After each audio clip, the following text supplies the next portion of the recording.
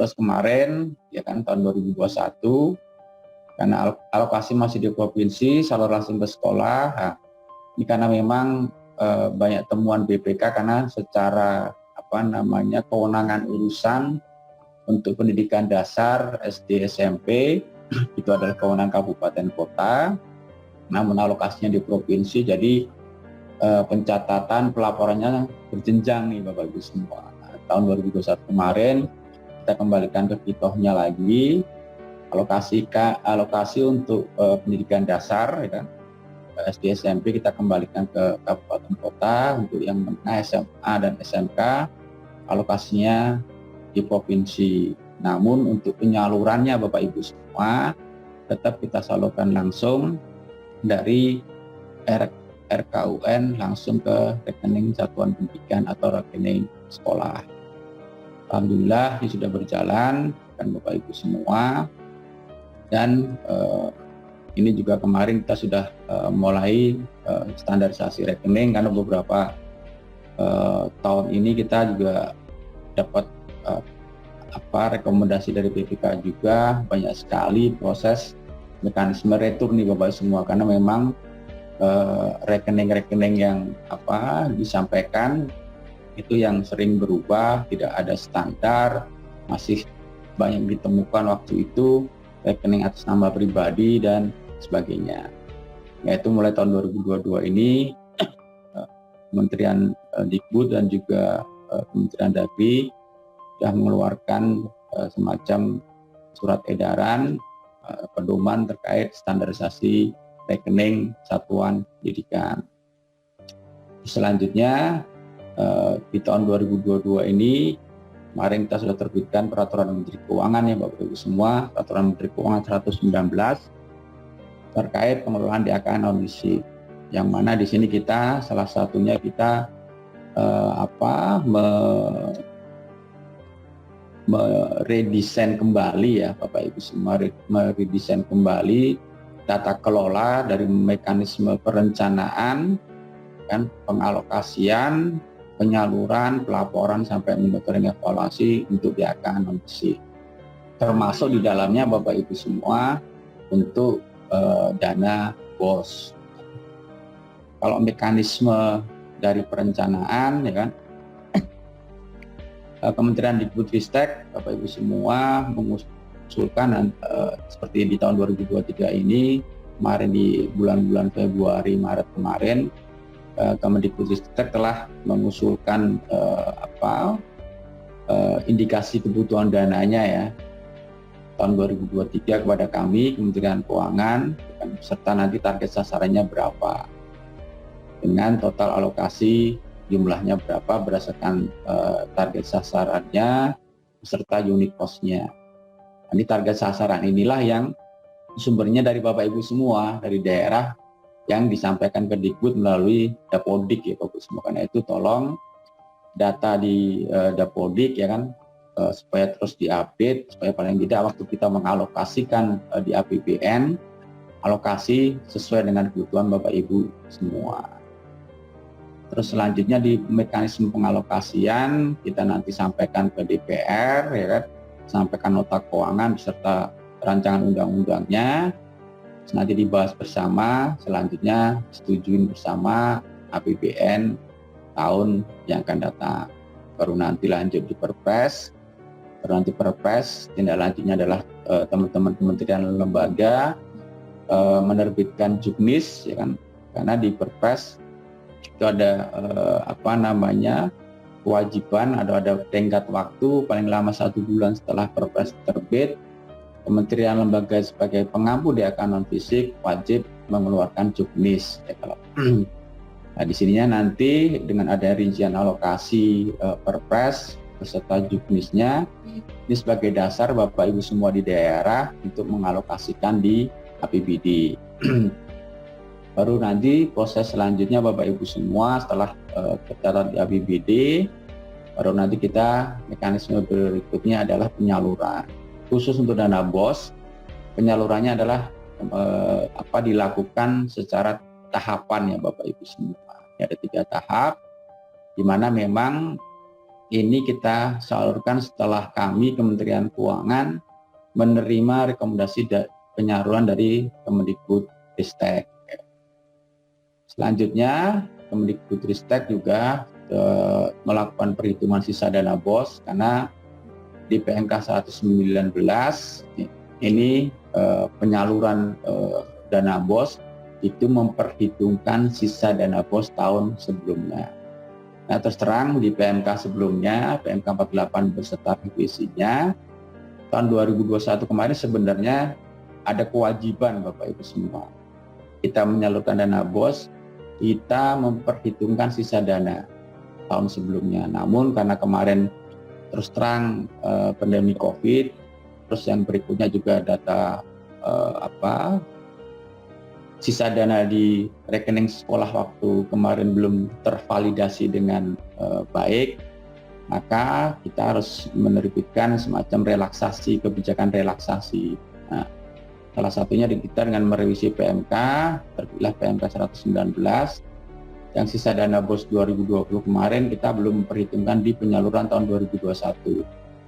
Nah, karena itu di tahun 2022 ini kita menyalurkan di tahap kedua, kita memperhitungkan sisa dana BOS 2020 dan tahun 2021.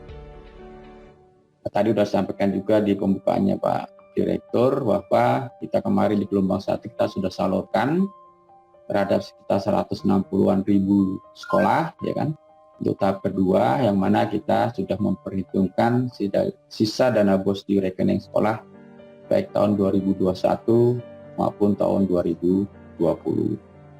Nah, selanjutnya setelah kami salurkan ke rekening sekolah langsung, Bapak Ibu di sekolah langsung melakukan eksekusi kegiatan.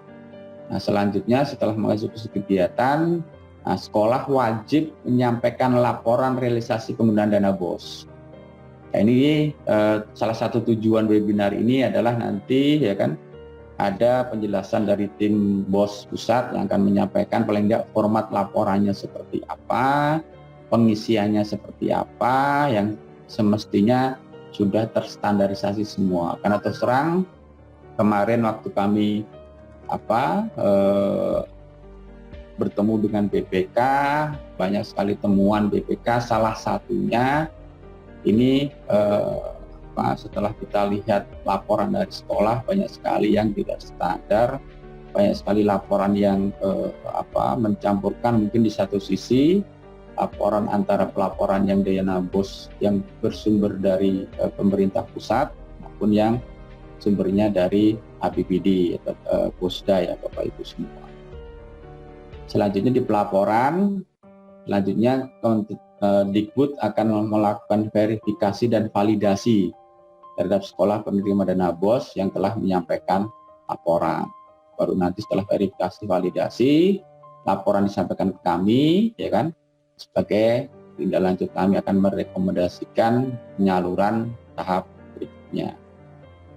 Selanjutnya di mekanisme monitoring evaluasi, di mana sesuai dengan PMK 119, Kementerian Keuangan di sini bersama dengan Kementerian Dikbud dan juga Kementerian Dalam Negeri ini dapat melakukan mekanisme pemantauan dan evaluasi atas kebijakan non fisik termasuk dana BOS di daerah baik secara sendiri maupun bersama-sama.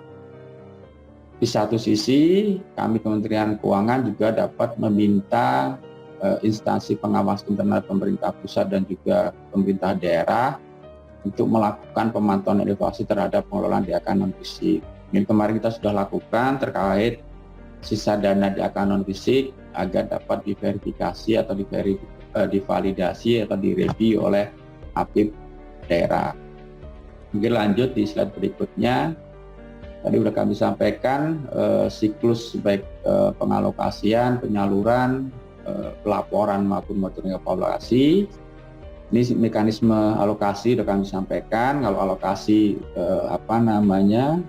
dana BOS untuk pendidikan dasar kita kembalikan ke kitahnya.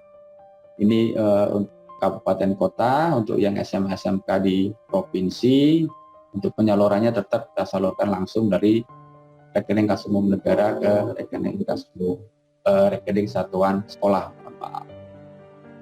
Terus selanjutnya untuk mekanisme pengembalian dana BOS ya, ini dimungkinkan karena memang ada sekolah yang tutup, sekolah yang gabung, atau yang sekolah menolak dana BOS itu sendiri. Karena terus terang ini juga kita tindak lanjutin, kita mulai tata kembali di PMK ini terkait mekanisme pengembalian. Karena terus terang sebelum PMK 119 banyak sekali sekolah mengembalikan sisa dana BOS-nya yang ada ke rekening kas umum negara, ada ke rekening Kementerian Dikbud, ada yang ke Kementerian Dalam Negeri, ada yang ke RKUD Kabupaten Kota, bahkan ada yang ke RKUD Provinsi. Nah, karena itu kita mulai tahun 2022 ini melalui PMK 119 ini terstandarisasi bahwa seluruh pengembalian itu adalah dari sekolah ke bendahara daerah, ke RKUD, baru nanti mekanisme pengembalian ke kas negara dilakukan oleh bendahara umum daerah ke RKUN. Karena terus terang jangan sampai nanti banyak sekali temuan kembali yang tidak terstandar. Terus selanjutnya mekanisme retur ya Bapak Ibu semua. Kalau retur memang diharapkan dengan adanya standarisasi rekening, retur dapat diminimalisir nih Bapak Ibu semua. Nah, terus terang dengan standar rekeningnya sudah terstandar, namanya, nomornya, sehingga mekanisme penyaluran tidak ada kesalahan. Nah, tapi tetap kita di PMK 119 kita tetap ada alur terkait retur. Kalau retur memang secara alurnya ini KPPN karena memang disalurnya melalui 173 KPPN, nanti KPPN akan menginformasikan ya informasi terjadinya retur ke Dinas Pendidikan. Selanjutnya distrik akan menginfokan retur itu ke sekolah. Nah, sekolah selanjutnya sekolah akan lakukan perbaikan data rekening, kan? Selanjutnya setelah dilakukan perbaikan data rekening, data itu disampaikan distrik akan menyampaikan surat permintaan ralat, ya kan, kepada KPPN. Selanjutnya KPPN verifikasi validasi, langsung proses penyelesaian retur. Baru nanti setelah itu proses retur ya kan dari KPPN langsung ke sekolah. Lanjut untuk sisa dana di akun non fisik secara garis besar dapat kami sampaikan ke Bapak Ibu semua. Jadi filosofisnya memang untuk di akun non fisik ya sisa dana ya kan tahun sebelumnya itu diperhitungkan di penyaluran di akun non fisik tahun berikutnya atau tahun berkenaan. Hampir seluruh jenis di akun non fisik penyaluran memperhitungkan sisa dana baik di rekening kas umum daerah maupun di rekening satuan yang penerima DAK non fisik ya Bapak Ibu semua. Kecuali memang khusus untuk tunjangan guru. Ya. Untuk tunjangan guru sisa dana di RKUD kita memperhitungkannya bukan di penyaluran tapi di mekanisme pengalokasian. Jadi waktu kita merencanakan pengalokasian untuk tahun depan, kita sudah memperhitungkan sisa dana atau kekurangan yang ada di APBD Bapak Ibu semua. Nah, di mana sesuai dengan peraturan pengelola keuangan daerah, nanti Mas Andi ingin sampaikan juga bahwa pemerintah daerah wajib menganggarkan sisa dana, ya kan, di akun non fisik per jenis, ya kan, tahun APBN di APBD dalam tahun yang akan datang. Untuk BOS baik reguler, BP PAUD dan juga BP kesetaraan, ini perhitungan sisa dana BOS ya kan dilakukan oleh Kemdikbudristek berdasarkan laporan dari sekolah.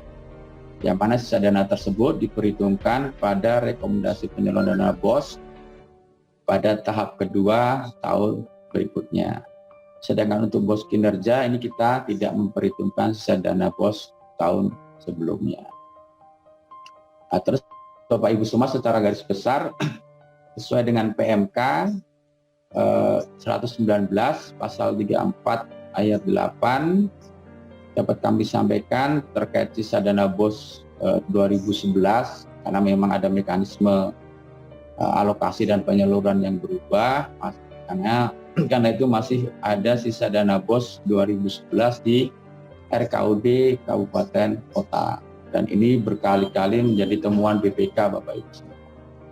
Karena di PMK 119 kita atur kembali, yang mana di pasal 34 itu diatur bahwa pemerintah daerah yang belum menyelesaikan kewajiban pengembalian sisa dana BOS reguler 2011, maka akan dilakukan pemotongan dana alokasi umum dan atau dana bagi hasil sebesar sisa dana BOS tahun 2011 yang belum dikembalikan sesuai dengan peraturan perundang-undangan.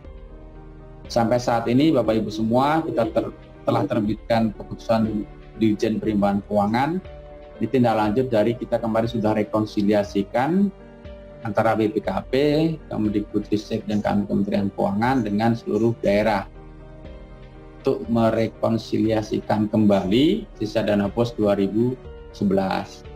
Yang mana ada 3 klaster Bapak Ibu semua, ada 203 Pemda telah menyelesaikan kewajiban pengembalian sisa dana BOS 2011, ada 322 Pemda telah diketahui dan ditentukan besaran, tapi belum menyelesaikan kewajibannya. Ini besarannya 199,15 miliar, dan yang klaster ketiga, ini adalah 17 Pemda nih, Bapak Ibu semua, yang belum diketahui dan ditentukan besaran sisa dana BOS 2011. Selanjutnya, berdasarkan kebijakan tersebut, kita masih memberikan kesempatan ke daerah-daerah tersebut sampai akhir Juni untuk mengembalikan sisa dana BOS 2011 ke rekening kas umum negara. Kalau sampai akhir Juni 2022 ini daerah belum mengembalikan seluruhnya, maka nanti semester kedua kita akan memperhitungkan di penyaluran DAU dan atau DBH Bapak Ibu semua. Artinya nanti penyaluran DAU DBH-nya kita akan potong sebesar sisa dana BOS di RKUD tahun 2011 tersebut. Selanjutnya yang sisa dana BOS 2019. Ya kan? Untuk tahun 2019 sesuai dengan pasal 33 PMK 119, yang mana apabila masih terdapat sisa dana BOS 2019 di RKUD provinsi, karena mekanismenya di provinsi, yang tidak digunakan sampai 31 Desember 2021, kami Kementerian Keuangan akan memperhitungkan sisa dana BOS itu di penyaluran DAU dan atau DBH. Yang mana kita sudah terbitkan keputusan Menteri Keuangan nomor 10 tahun 2022 kemarin terkait pemotongan DAU, ya kan? Tahun 2022 tahap pertama atas sisa dana BOS tahun 2019 ini kita lakukan setelah kita kemarin sudah lakukan rekonsiliasi ya Bapak semua. Kita telah lakukan rekonsiliasi kepada 34 provinsi. 34 provinsi kita lakukan rekonsiliasi. Terus setelah kita lakukan rekonsiliasi ada BA, berita acara, tentang berita acara antara provinsi dengan kami.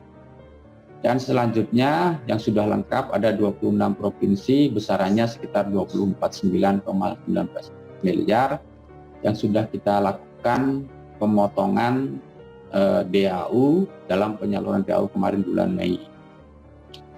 Terus selanjutnya ada 8 provinsi ya yang kita akan lakukan pemotongan di gelombang kedua ya dalam penyaluran DAU dan atau DBH.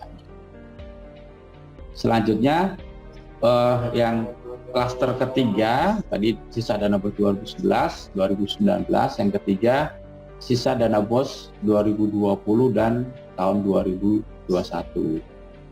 Yang mana sesuai dengan PMK 119 sisa dana BOS 2020 ini diperhitungkan dalam penyaluran dana BOS reguler tahun 2022.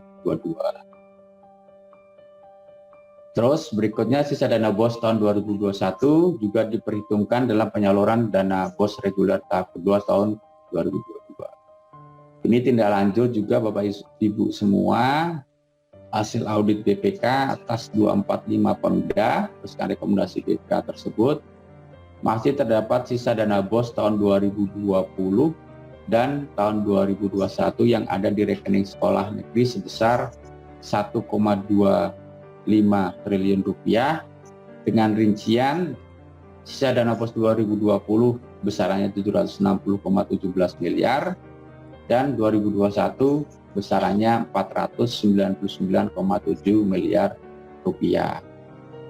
Lanjut, ini untuk progres penyaluran Bapak Ibu semua, kami kemarin sudah salurkan yang gelombang pertama tahap kedua, kita sudah salurkan dengan memperhitungkan sisa dana BOS 2020 dan 2021 di rekening sekolah. Kita sudah sampaikan bahwa di beberapa tahapan, ya kan. Ini total salurnya kedua kemarin penyaluran salur kita 15, sisa pagunya ada 6, artinya kita sudah salurkan sekitar 70,58% atau 162.149 sekolah, atau target sasarannya ada 32,38 juta siswa. Nah, ini sisa pagunya masih ada 6,27 atau sekitar 29,42%, ya kan, yang belum kita salurkan. Ini menunggu laporan dari Bapak Ibu semua terkait sisa dana BOS 2020-2021. Dan nanti mohon bantuan kepada tidak hanya Dinas Pendidikan saja, sini ada Dinas Pengelola Keuangan Daerah dan Inspektorat agar dapat membantu proses validasi, verifikasi, pelaporan dari masing-masing sekolah.